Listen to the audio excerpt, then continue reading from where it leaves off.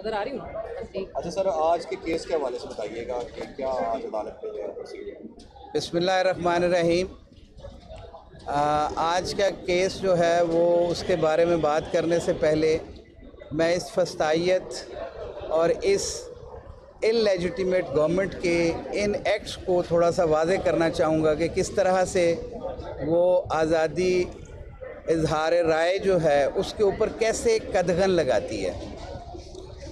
सबसे पहले तो ये जो इन्होंने एक्ट साइन किया है तो इसके अंदर बड़ी सियासत होती रही कि मुख्तलिफ़ औकात में कहा गया कि शायद पीपल्स पार्टी इसमें साथ नहीं है, शायद नून लीग के चंद लोग जो हैं इसमें साथ नहीं हैं। ये सब झूठ है। ना तो ये लेजिस्लेशन खुद करते हैं और ना ही इनकी ये ताकत है कि कोई लेजिस्लेशन करके उसके ऊपर इम्प्लीमेंट कर दें। ये जहाँ से कानून बन के आते हैं ये एज़ इट इज़ उसको इम्प्लीमेंट कर रहे होते हैं। और ये सहाफ़ियों की ज़ुबानबंदी, आज़ाद मनश लोगों की ज़ुबानबंदी के लिए ये सारे कवानीन बनाते हैं ताकि इस मुल्क के अंदर कोई हक और सच की बात ना कर सके। अभी लेटेस्ट पोजीशन ये है कि क्वेटा के अंदर हमारा रूल ऑफ लॉ पे कन्वेंशन था, तो वहाँ पे इन्होंने हमारे जनरल सेक्रेटरी मुअज़्ज़म भट्ट साहब के ख़िलाफ़ पर्चा दर्ज किया जो कि ILF पाकिस्तान के जनरल सेक्रेटरी हैं। वो कहते तो ये भी हैं कि मेरे ख़िलाफ़ भी वही पर्चा है। कहते ये हैं कि शहरयार अफरीदी, शानदाना गुलजार, अपना हमारे प्रेसिडेंट PTI जो हैं दाऊद शाह, हलीम आदिल शेख, इनके ख़िलाफ़ एक ऐसा पर्चा है कि रियासत मुखालिफ नारेबाजी, रियासत मुखालिफ को चॉकिंग है। कहीं रियासत मुखालिफ को एक लफ्ज़ दिखा दिया जाए तो हम खुद अपनी गिरफ्तारियां देने को तैयार हैं। हमसे ज़्यादा इस रियासत से कोई प्यार नहीं करता।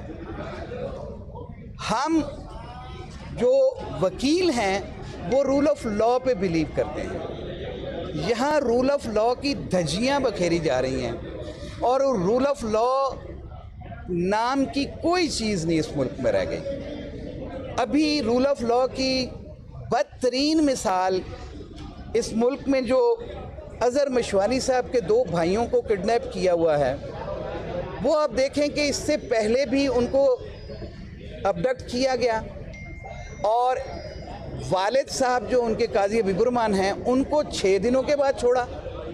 उनके भाई ज़हूर को जो है वो 145 दिनों के बाद रिलीज़ किया। और इसी हाई कोर्ट ने वहाँ पे डायरेक्शन दी कि they are not to be arrested. उनका कसूर क्या है?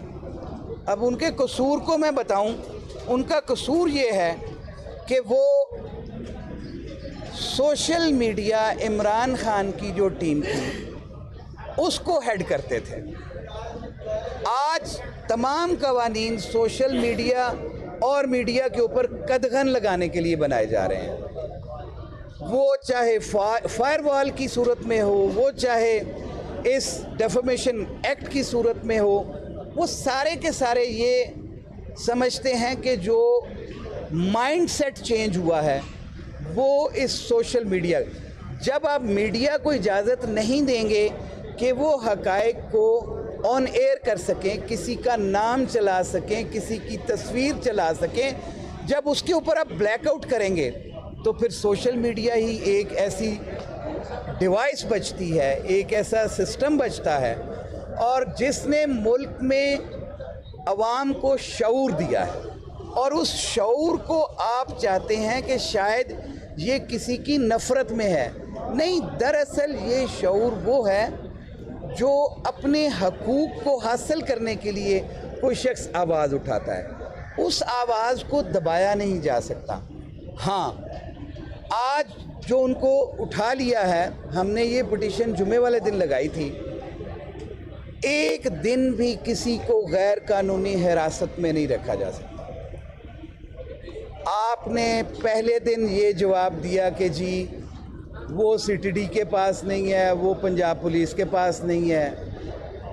आप देखें कि इनका अपना लेटर है जिस लेटर के अंदर एजेंसीज खुद तस्लीम कर रही हैं कि उसकी बीवी जो है, अज़हर मशवानी की बीवी को जो जब उन्होंने फ्लाई किया, ये रिकॉर्ड पे मौजूद है, ये लेटर है जिसके अंदर MI की इंस्ट्रक्शंस के ऊपर उन्होंने शोकाज नोटिस दिए हुए हैं सर्टन एम्प्लॉइज़ को कि वो बाहर कैसे गई। भाई ट्रैवल करना हर एक का हक है। आपने अगर कोई लिस्ट में किसी का नाम डाला है, आप उसको वहाँ रोक लेते हो। इस तरह से आप जो जुर्म और बर्बरियत करते हैं तो उसका रिएक्शन यही होता है कि लोग बात करते हैं। आज मैं जनाब आपके सामने, मीडिया के सामने इसलिए हूँ कि उन दो भाइयों का अगर कसूर बता दिया जाए कि उन्होंने ये जुर्म सरजद किया है, दे दें उनके ख़िलाफ़ पर्चा, कानून के अंदर मौजूद है।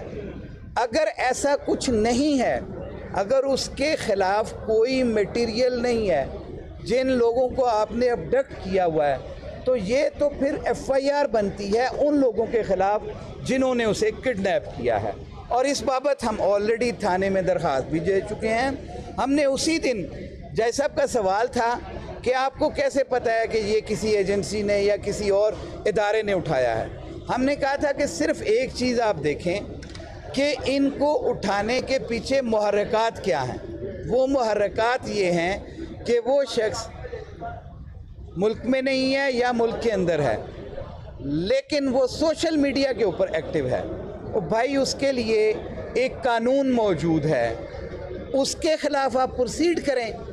इन बेचारे बेगुनाह लोगों का कौन सा कसूर है जिससे इनको आपने अबडक्ट करके किसी सेल में रखा हुआ है, कहाँ रखा हुआ है?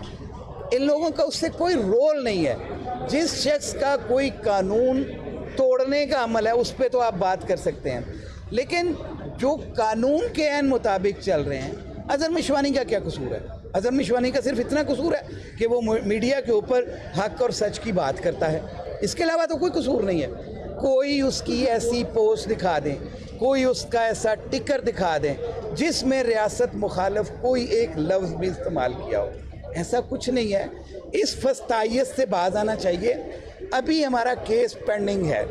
मैं केस के हवाले से सिर्फ इतना कहूँगा कि फ़ैसला कोर्ट ने करना है, अदालत ने करना है, लेकिन जिस तरह से ये जुल्म और बर्बरियत है इसको ख़त्म होना चाहिए और उन डेटनीज़ को फिल फॉर अदालत में पेश किया जाना चाहिए। और अगर वो मतलूब हैं किसी कानून के मुताबिक किसी जुर्म के सरजद उन्हें, तो दे दें उसके ख़िलाफ़ FIR, दे दें उसके ख़िलाफ़ जो भी कार्रवाई हो सकती है। ऐसा मत करें, खुदारा ऐसा मत करें जिससे इस मुल्क में लाकानूनीयत इस हद तक बढ़ जाए। Thank you very much.